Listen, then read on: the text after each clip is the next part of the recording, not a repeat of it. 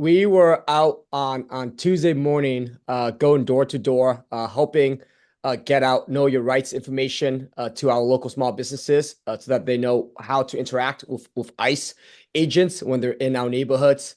We then received a tip from the Rapid Response Network, of which we're part of, and this is in a coalition with the Illinois Coalition for Immigrants and Refugee Rights and OCAD. And we received the tips of ICE agents being in our neighborhoods, picking up our neighbors in broad daylight. So our job was to make sure we go there to protect our neighbors and let them know their rights. So we went to the location of where the tip was, and that's when we saw these ICE agents drive around in cars, picking up people in broad daylight again, without any due process. So we were behind them, and then at one point we were sandwiched in between them, and that's when six ICE agents approached our car, and we had one ICE agent come to the passenger side window of where I was sitting and pointed a gun at my face, and then also through my colleague's face as well. And they told us to identify ourselves, of which I did. As I said, I'm State Representative Hoan Huynh. And they basically were also threatening to break through the windows as well, and said that we should go away. So, that was a form of intimidation tactics that they push against us. But our job was to make sure that we get the information out to our neighbors, that they should know their rights when interacting with ICE agents. And our job was to make sure that we inform our neighbors of ICE presence in the neighborhood as well. So, how many of them were there? Did they surround your car, or how did they stop your car? Or just give me a bit more information about how they actually ended up with a gun pointed at your head.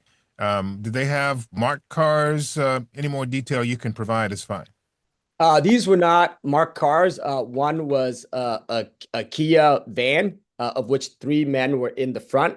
And then there was another car behind us, and they kind of sandwiched us in. So they basically, we were in a very small street in Chicago, like a neighborhood street, a residential street, and they sandwiched us in the middle.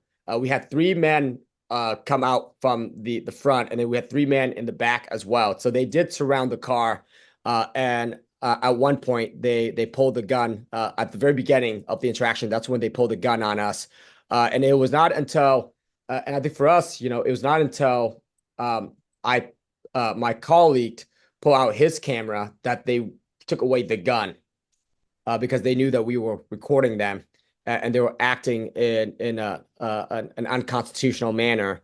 But for me as well, as someone who is a person of color, when you are stopped by law enforcement, you have to know to not make any sudden movements.